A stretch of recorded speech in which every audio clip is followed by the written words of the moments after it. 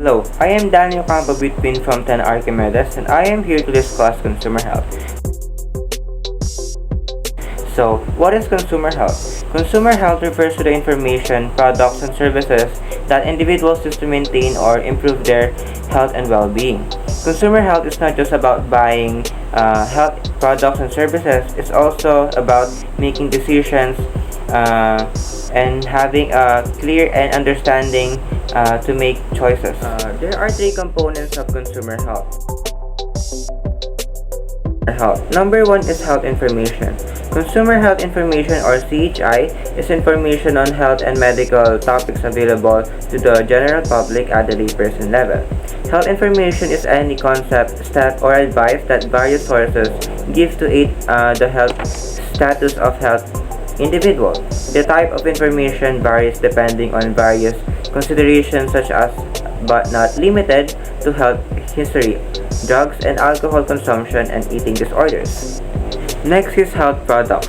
Health products are food, drugs, cosmetics, devices, biologicals, vaccines in vitro diagnostic reagents, and household hazardous substances. These products may be purchased from supermarkets, pharmacies, and hospitals. Lastly, the health services. Health services refer to the furnishing of medicines or surgical treatments, nursing, hospital service, dental service, optometric service, and complementary health services. These are often connected to healthcare. These programs aim to appraise the health conditions of individuals through screening and examinations, cure and treat disorders, prevent and control the spread of diseases, provide safety, emergency care, and first aid, and ensure a follow-up program for individuals who have undergone treatments. Now let's move on into the guidelines on the purchase of goods and services. Number one is to evaluate which products and services will be beneficial, harmful, and useless. Number two, know the local laws and regulations that protect consumers. Number 3, locate dependable medical, dental, and nursing services. Lastly, the number 4, apply knowledge acquired with respect to personal and environmental health in the purchase of personal goods and services. Now, let's move on into the some reliable and unreliable information. These are the some reliable sources of information. Number 1, medical and health professionals like family, school doctors, nurses, dentists, and health science educators. Number 2, government agencies like Department of Health or DOH, Food and Drug Administration or FDA, Bureau of Food and Drugs or BFAD, Department of Trade or DTI. Number 3, websites ending in gov, edu, and org. Number 4 are local health officials. Next are the some unreliable sources of information. Number 1, outdated customs, practices, and superstitions without scientific basis. Number 2, information based on ignorance and prejudice. Number 3, commercialized health information. Number 4, personal options and incomplete information. Number 5 are quack or pseudo healers. Now, we will move on into the allied health professionals. Allied health professionals are individuals who are licensed to practice medicine and other allied health programs. An example of a health professional is a physician. A physician records the medical history of individuals, provides diagnosis, performs medical examinations, and prescribes medications. There are different types of physicians based on their area of specialization.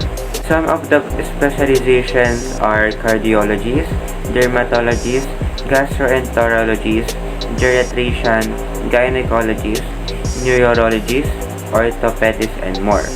Now, we will move on into the healthcare facilities.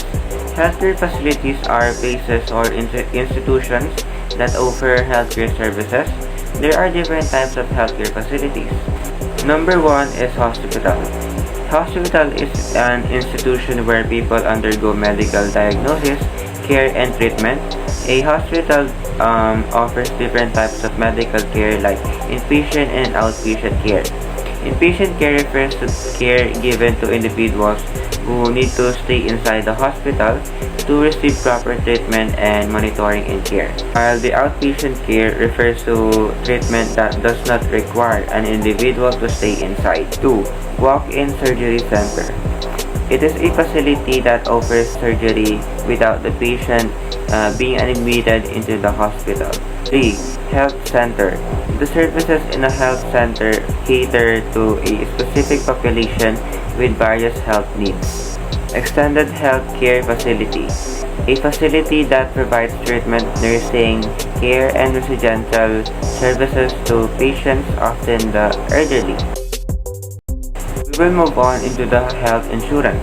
Health insurance is a financial agreement between an insurance company and an individual or group for the payment of the healthcare costs. Next is PhilHealth. As mandated by the law in the country, employees of both public and private companies avail of PhilHealth. It requires a small monthly contribution from its members. These contributions are saved and used for the medical care needed by a PhilHealth member. Naturopathy.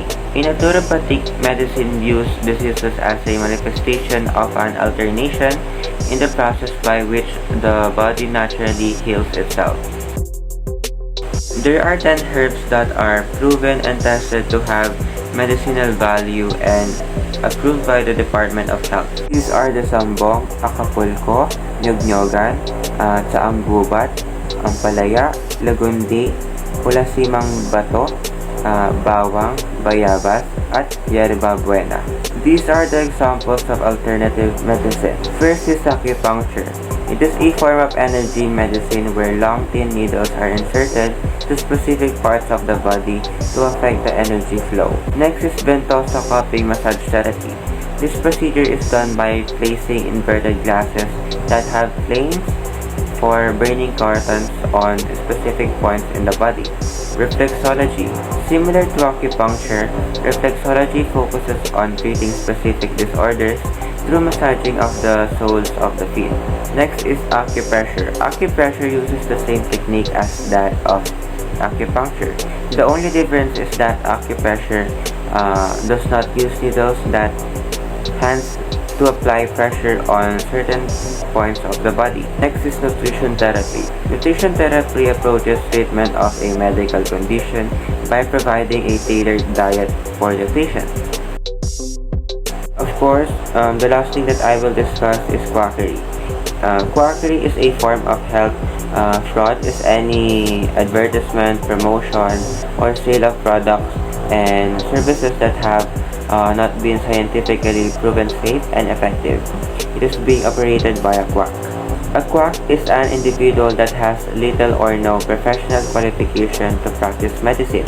He or she also pretentiously uses meaningless medical jargon and relies on scare tactics, paranoid accusations, and quick fixes. This discussion is done.